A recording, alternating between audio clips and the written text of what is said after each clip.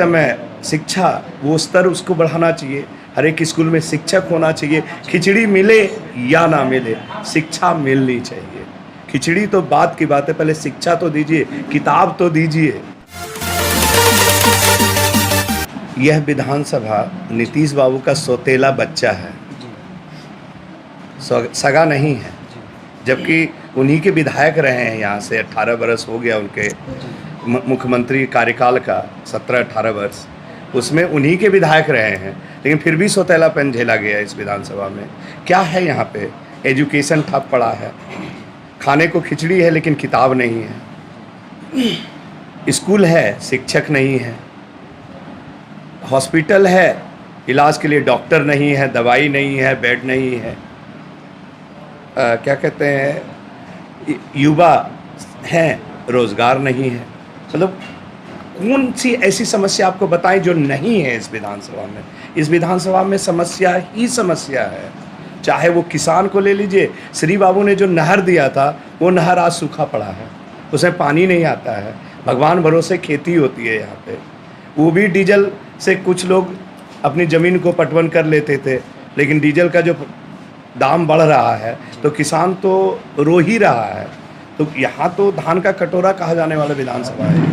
आपके मैनिफेस्टो में क्या क्या होगा? यही सारी चीज़ें हैं कि देखिए, किसानों के लिए इरिगेशन का व्यवस्था जो होता है सिंचाई का, वो अच्छा होना चाहिए। क्योंकि हमारे पास महाने बियर है, हनुमाना डैम है, सिनवारनी है, खड़गपुर झील है, ऐसी कोई सुविधा नहीं है जो नहीं है।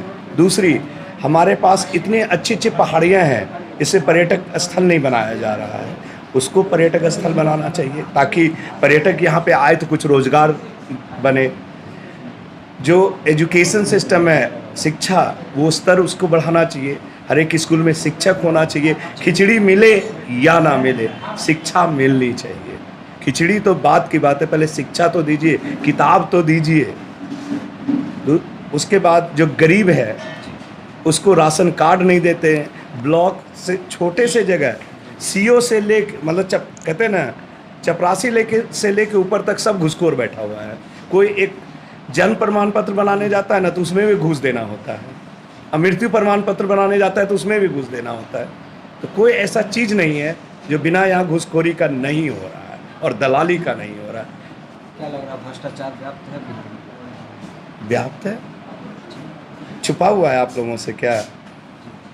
कौन सी भ्रष्टाचार, कौन सा ऐसा भ्रष्टाचार बिहार में नहीं हो रहा है ये 17 साल 18 साल के कार्यकाल में? हम तो बता दिए कि छोटा स्तर से लेके बड़े स्तर तक ही भ्रष्टाचार है, कहीं कुछ कम नहीं है। चुनाव जीतते हैं तो सबसे पहली प्राथमिकता क्या होगी? सबसे पहली प्राथमिकता मेरी होगी कि जितने भी लोग सरकारी तंत्र से परेशान हैं, चाहे कोई भी हो, उनको कोई सर्टिफिकेट बनवाना हो तो उनको एक पैसा नहीं लगना चाहिए। स्टूडेंट जाता है कोई आय प्रमाण पत्र बनाने, कोई जाता है जाति प्रमाण पत्र बनाने, उन लोगों को भी पैसा देना होता है।